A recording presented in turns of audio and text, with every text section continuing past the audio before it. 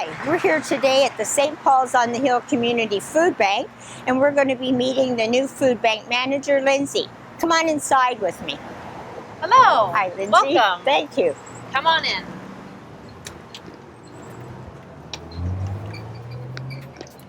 And then he's due up. Lindsey, it's wonderful to get to spend some time with you today to get acquainted. When I was reading your background info, it became apparent that you certainly have a heart created for service to others. I'm wondering if you can remember when you first felt those stirrings of wanting to do something. Well, it's a pleasure to be here and pleasure meeting you as well. I would say I felt the first little bit of that need to give back at a very young age. How young?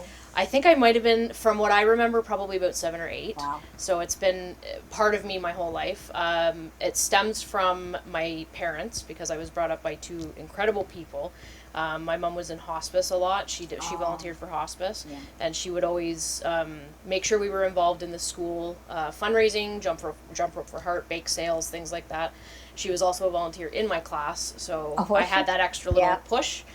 So from there, it just kind of grew and grew and grew, and then I would say, I think 2011 or 2012, my mom was diagnosed with cancer. It was a very rare type of cancer, and then from there, that's when I just went really hard with the cancer events and donations and things like that, because she is a survivor and she's been in remission for 10 years now. Yay. And it's because of the community and the donations that allowed her to be in remission. Because you're also seeing both sides of that. Yes. Not just you're on the family side, seeing what that kind of giving can do for you when you're in a situation like that, and also teaching you. Yes. That sort of encouraging and nurturing that heart, heart in you. It's kind of when I decide what charity I'm gonna donate to or put on a fundraiser for. It manifests from life events that have affected me. So my dad has diabetes, so I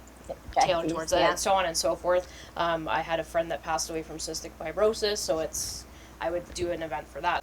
You've been involved in charitable events and nonprofit fundraising for a very long time. Those require not only building donor relationships, but sustaining them over the long term. So what continues to motivate you to cultivate new donors while preserving and respecting the ones that you already have over time? You can't have growth without change. So a lot of new donors that I bring on, it's just everybody has something different to offer and everybody wants to help in some way. So it's just a matter of finding their forte and bringing them on board. And in terms of previous donors, it's all about communication. Make sure they know how much you appreciate what they do.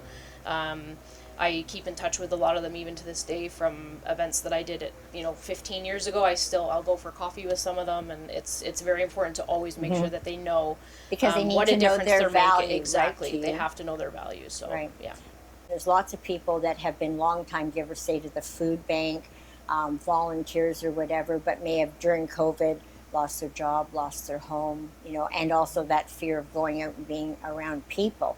So, there may be some of those people that are now food insecure themselves. Right. I mean, obviously the way they can still help is to volunteer, even if they can't, give. But how do you encourage those people that might be reticent to get back into that giving mode? The reassurance has to be there. Build the trust with them. Know that they will be safe when they come in the doors, where it be face masks or whatever the case may be, because I do understand the fear. Like my mom hasn't been out of the house since COVID started, right, of so course, it's the fear is there, but it's just the encouragement and making sure that they know that they can trust that I will make sure that they're safe where they are. So to stay healthy yourself, what do you do? How do you know when to stop to recharge your battery, and how do you accomplish that? I have learned over the years how to have a very healthy balance with home life and work life. I do have a family at home, so I'm constantly on the go and I'm always doing things, but for me the gym is my saving grace. I go there, I try to get there at least 4 to 5 times a week, and I take it out there and I leave it there. You do the kind of like treadmill stuff or things that you can sort of zone out and clear your head. And then I do weights for the frustration part. And then I take out all my frustrations on the weights, and it works. And then I love to, one of my biggest things is I love to walk at South Ajax Lakeshore. It's extremely calming for me. It's peaceful. And as soon as I step foot there, I just have this instant sense of calm. Totally understand. You know, that's Works what you every were time. doing. Right. So the one question that I was sort of dying to ask you here was one wish down the road for the food bank, not a goal, but just something like somebody threw a bright, shiny brass ring at you and said, okay, you can do whatever you want with the food bank. Here's up, you know, go for it. What would you do? One wish I would have is to end suffering, period. So there shouldn't be anyone going hungry. There shouldn't be anyone, you know, struggling to put food on the table for their kids, their families. Right. So that would be my one big wish. Just walking in, like fresh eyes, like as soon as you walked in the door, was there one thing you went, oh, I know what I can do with that? I would eventually definitely like to have it open for longer hours and kind of gear it a little towards middle class, working middle class, because even they're suffering The at the working moment poor, through the working right? poor. Yes. Yeah. It's nice when you get a second set of eyes, and that's why you work collaboratively with people, Yes. because people have other views and they see things you could be staring right at it And not notice. and not even notice it. Right? I do have a habit of asking for other people's opinions. I want to, and same as the volunteers, you know, they put in a lot of hard work here, and it's inspiring what they do.